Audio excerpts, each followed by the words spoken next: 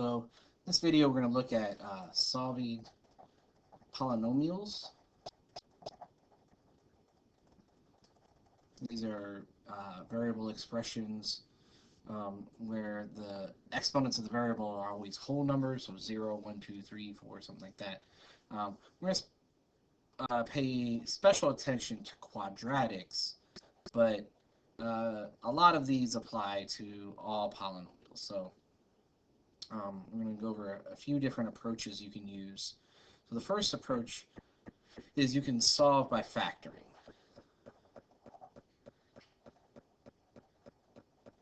And for polynomial equations, that's usually the way you would approach a problem. So let's say we had x cubed plus 5x squared minus 4x minus 20 equals 0. So the first thing you want to do is make sure this is equal to 0.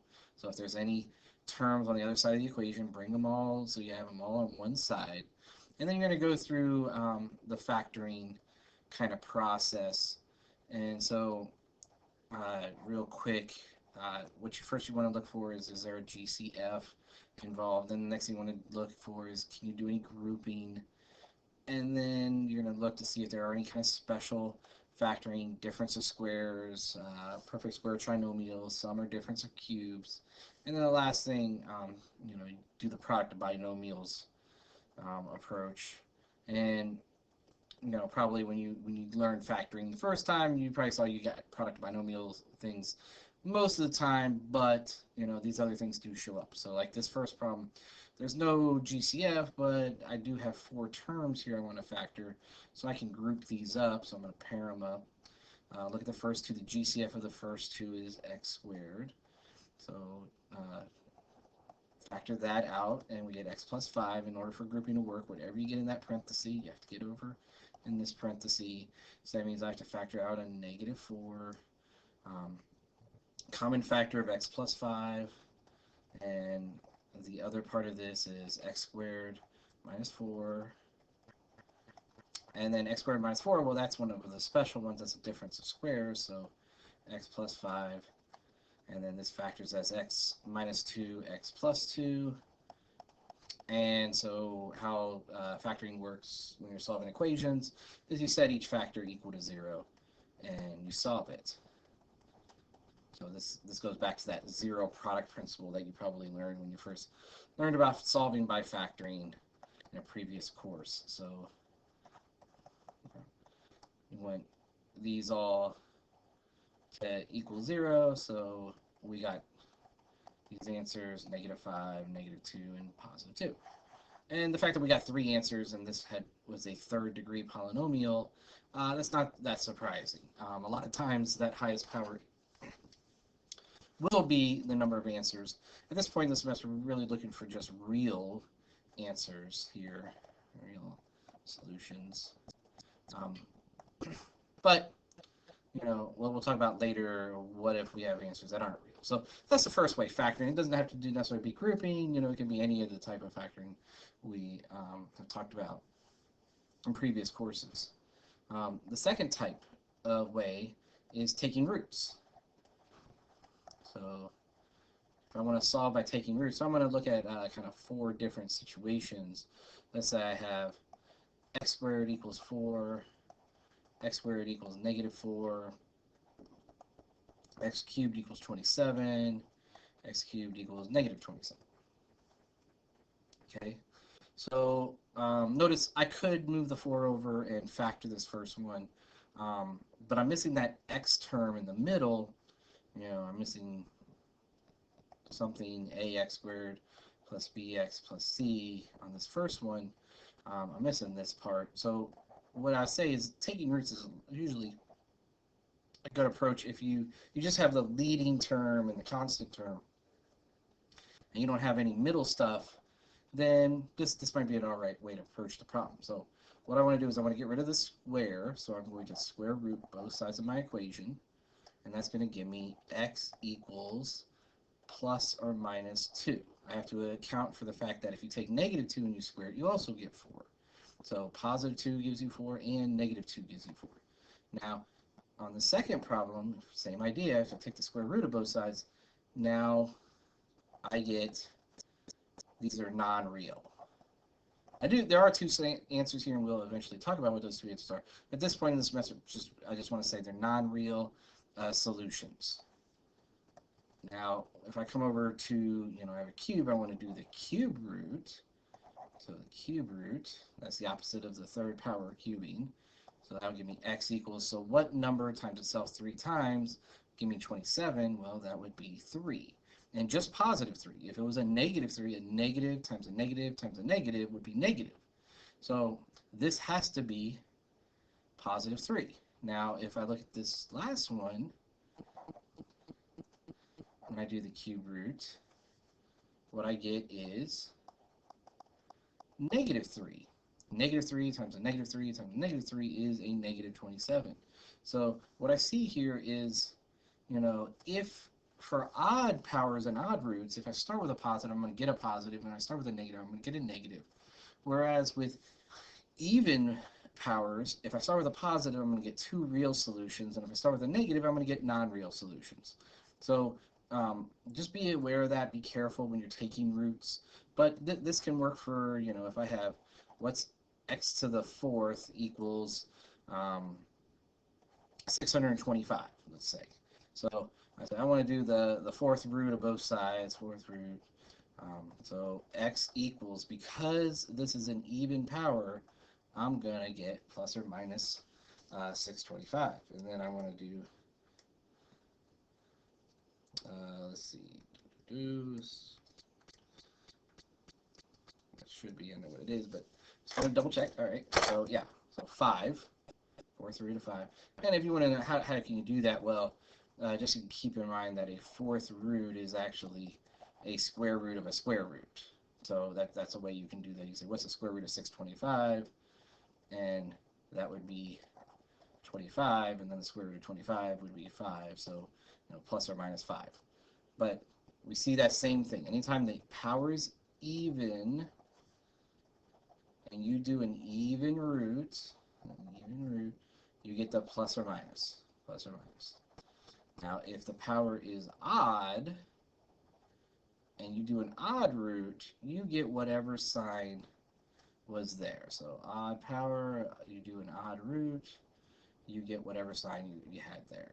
So taking roots, that's another way to do it. A third approach, this is more for things that are quadratic or something that could be turned into quadratic, would be completing the square.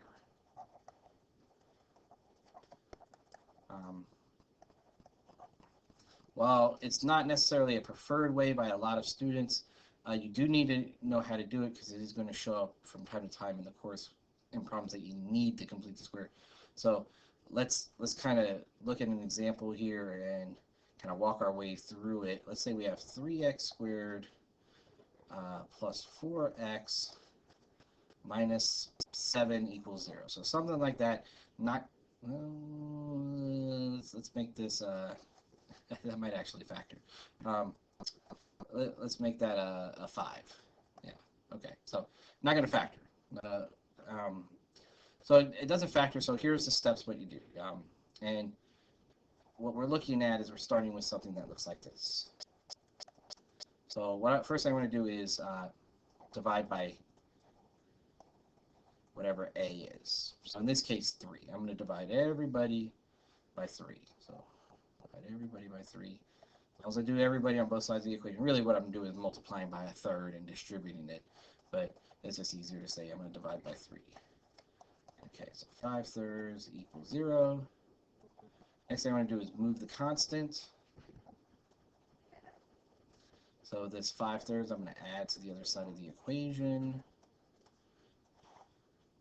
So x squared plus 4 thirds x. I'm going to leave a blank here. I'm going to put a number here. And then I'm going to have 5 thirds down, and I'm going to put a blank over here. So what I'm going to do is I'm going to figure out a number to write in to this spot. And then these 3 things are going to factor into a perfect square trinomial. But in order to keep my equation in balance, I'm going to have to also add that number to the other side. So what I need to realize is that if you have something that looks like this, a plus b squared, then when you multiply that out, you get 2 times a times b plus b squared. That's how it works out. And so in my case, what I'm looking at is x squared plus 4/3 x plus something. And so if I'm looking at kind of matching this up, what I see here is that x is a. So x is a. If that's the case, then 2 times b has to be what this 4/3 is. And what I want to know is, what is b? Because if I know what b is, then I will know what b squared is.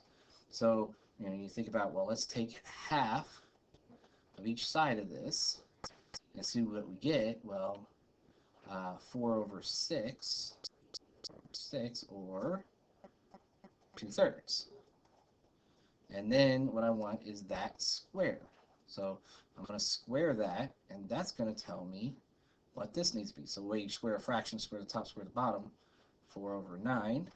So that's the number I need to add to both sides. So now if I factor these three, and again, whatever sign this is, that's telling me this is 2b equals positive, because this was a positive 4/3, then that's the sign of my b. So this will factor as x plus 2/3 quantity squared. So kind of the short way to do this is to say take half of that, whatever that number is, and you think half of 4/3 is 2/3, and then square that, and that's the number you need to add to both sides of the equation. Now I need to add both sides over here. Common denominator, so I want that to be a 9, so this has to be a 15. Multiply top and bottom by 3, so this gives me 19/9. And now what I want to do is solve for x. So I want to get rid of the square. You might remember from earlier courses you took, please excuse my dear Aunt Sally, order of operations, how you calculate things. Well, when you're solving equations, a lot of times you're going backwards through these. So you're getting rid of any adding, subtracting, then you're getting rid of any multiplying, dividing, then you're getting rid of any exponents, and then you're getting working inside of a parenthesis. So what I want to do here is I want to get rid of my exponent and then get rid of what's inside the parentheses. So I'm going to take the square root both sides, and again, square rooting, just like squaring fractions, you square root the top and you square root the bottom. Because this was a square, it's going to be plus or minus. Square root of the top, well, square root of 19 is the square root of 19. Square root of 9 is 3. And now I want to get x by itself, so I'm going to subtract 2/3 from both sides. And so x is going to equal negative 2/3 plus or minus the square root of 19/3. Now, if you can leave it like that, or maybe you want to write that, since they have a common denominator there, you want to write it as one big fraction, and that's an option there. So that's a way you can kind of complete the square, especially with quadratics that might show up. This isn't probably a great example. Let me do another one real fast. I would say a better example of when this might be nice is something like minus 8x plus 1 equals 0. So something like this, where this first thing is already a 1 and this is even. So what I would do is minus 8x, leave a blank, subtract that 1 to the other side, so minus 1, leave a blank, and I'd say, well, okay, what's half of negative 8? Well, negative 4. Now square that. Negative 4 squared is positive 16. I'm going to add 16. X is factors as x minus 4 squared equals negative 1 plus 16 is 15. Take the square root of both sides, boom, boom, and you get x minus 4 equals plus or minus the square root of 15. Add 4, x equals 4 plus or minus the square root of 15. Okay, so this one non-factorable, and this isn't a bad way to do the problem. But like I said, this is nice if there's a 1 in front of the x squared and this middle number is even, so taking half of it doesn't give you fractions and stuff. But this process would work for any kind of quadratic problem. Then the fourth approach you can use is what we call the quadratic formula.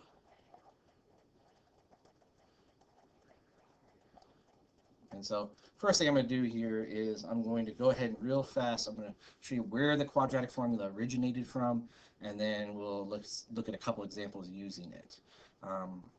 So where it came from is you take this generic version of a quadratic equation, and what you want to do is complete the square on it. So what I would do is get rid of a, so divide everybody by a, that can be x squared plus b over ax plus c over a equals 0. Subtract c over a to both sides. Right? Move the constant part, the part without the variable, to the other side. B over ax plus something equals negative c over a plus something. And then what you want to do is take half of that. So if you want to take half of that, you multiply it by half, and you get b over 2a. So positive b over 2a squared. That's what that's in a factor. So half and then square, top and bottom. So b squared over 4a squared. Square the 2 and the a. So b squared over 4a squared. So in order to add these over here, I need a common denominator. So I'm going to have to multiply by a 4 and another a. So I need a 4 and an a up here. Combining these two fractions, and I'm going to flip-flop the numerator here. So I'm going to say b squared minus 4ac over this common denominator, 4a squared. And now, to get x by itself, take the square root, square root, square root. Over here, that just knocks out the square. Over here, we get plus or minus. And the square root of the top, since we are subtracting under here, you can't do the roots of the individual pieces, but you can do the root of the top and the root of the bottom, and the bottom will break down. And then subtract b over 2a. And so you get negative b over 2a plus or minus the square root of b squared minus 4ac over 2a, or how you normally see the quadratic formula here. So if you have something that looks like this, this is how you normally see it, negative b, common denominator, so we can merge these two fractions into one fraction, 4ac, all over that common denominator 2a. What's kind of nice about realizing where that this was at one time two fractions and it got merged into one fraction is you could actually switch it back if you, for some reason, you wanted to have two fractions, and there will be times when we'll want to do that. So I just like to show this because sometimes people don't understand, like, how did mathematicians come up with this formula? They just, completed the square on the generic version. All right, so now that we have a formula, let's talk about like using it. So let me go to that earlier problem I did. I had I want to solve 3x squared plus 4x minus 5. So we did that by completing the square. But now that I have a quadratic formula for this, I can use that instead. So first thing I'm going to do is say, okay, a is 3, b is 4, c is negative 5. Take the sign with the number. That's part of it. And then if you don't have the formula memorized, this is true with any kind of formula we're going to learn, write out the formula every single time you do a problem until you have it memorized, where you don't even think about it anymore. And then take a step, and I'm going to plug each one of these numbers into their location. So negative 4 plus or minus 4 squared. Notice I'm not doing any work. I'm just, filling things in here, making sure everybody's in the correct location, the correct number there. And now I'm going to make things look a little nicer. So x equals, well, that's negative 4 there. The bottom, 2 times 3, that's 6. And inside my root, 4 squared is 16. Negative times a negative, that's going to be a positive. 4 times 5 is 20, times 3 is 60. So that's going to be root 76, right? Square root of 76. And then I'm going to break that down, and if I can, and it's not a perfect square, but it is square root of 4 times the square root of 19. So this is going to be negative 4 plus or minus square root of 4 is 2, square root of 19 over 6 And now if I look at all the numbers on the outside, I notice these are all divisible by 2. And so I can, cancel, divide by 2, divide by 2, divide by 2, and get my final answer of x equals -2 plus or minus square root of 19 times 1 over 3. Okay? And if I look at that earlier answer, here it is, right? Here it is. -2 plus or minus square root of 19. So the same answer. So this works. This is a way to solve that. Some people prefer this, especially something like this. It's kind of ugly. The numbers don't work out nicely. So, that's a way you can do it. I'm going to do one more, and then I'm going to finish with this video for now. We can use the quadratic formula to solve things that are not technically quadratics. So let's say we had x to the 4th minus 29x squared plus 100 equals 0. So let's say we had this, and this is factorable, but let's pretend like it's not. So what I could say is this while it is not a quadratic, it's in the form of a quadratic. And so I can define a new letter, a new variable. I'm going to call u x squared, which means u squared, well, if you square a square, you get x to the 4th. So I can rewrite this in terms of my u squared minus 29u, oops, no square on that u, minus 29u plus 100 equals 0. So now in terms of my brand new letter I created, this is a quadratic, and I can say, oh, I can use the quadratic formula. I'm going to go a little bit faster this time.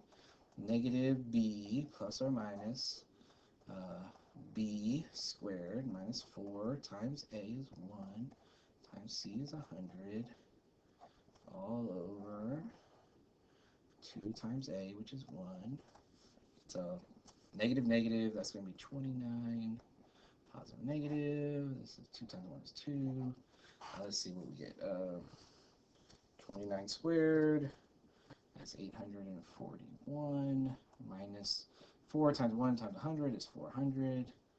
So square root of 441, which I believe is a square root, perfect square, so that's 21.